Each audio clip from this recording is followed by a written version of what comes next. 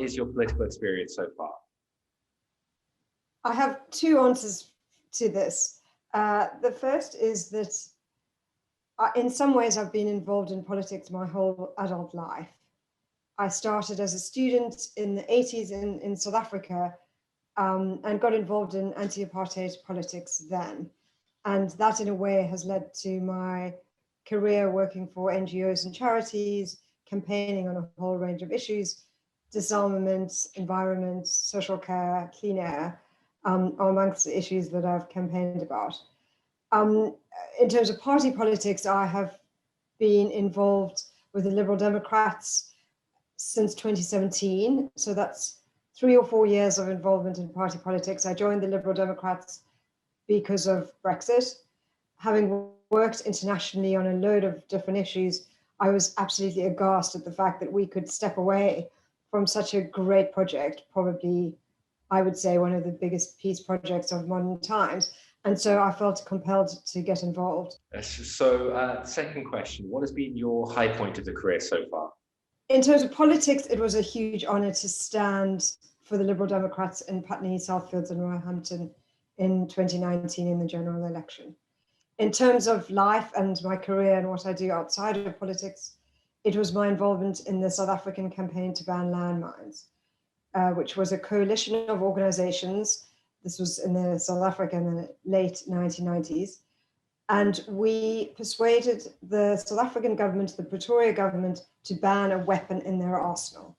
So we had to use lots of creative campaigning and muster many arguments to win that point, but we won it and they agreed to ban anti-personnel landmines.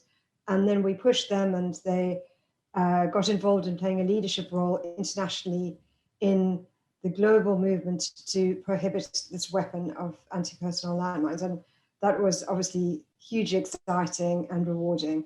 And in a small way, we achieved change. We ticked one item off the to-do list of global leaders. Fantastic. So conversely, and this is a bit of a mean one, what would you say your biggest failure in your career has been so far, or in a nicer way, what has been your biggest learning point so far? Lots and lots of things. I have been working for 30-something years, so I have learned lots, and I'm sure messed up many times along the way.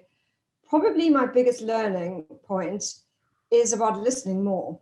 So as you can tell, I have strong views and strongly held opinions and have lots to say about many subjects. But actually shutting up, listening to colleagues or friends and voters is really important. And genuinely, it's one of the most interesting parts of being a politician. It's something that's at first really scary, knocking on doors and speaking to voters. You're a complete stranger, but it's fascinating and it's a huge privilege to hear people's stories and to hear the perspectives that they have on their life and on politics and on what we should be taking seriously as politicians. Fantastic. And then why should voters vote for you? People should vote for me because I'm standing for the Liberal Democrats. And London is at a huge turning point at the moment. We're facing the aftermath of Brexit, recovery from COVID, and the climate crisis. How do you address those massive issues all at the same time? And I think we need a challenger in City Hall who will come with new ideas, bold solutions, plus urgency and a real energy to take action. And the Liberal Democrats bring that. So our campaign is focused on taking London forward. We've got to focus on jobs and homes and clean air. And we think that that's the way to deal with those triple issues of Brexit and COVID and the climate crisis.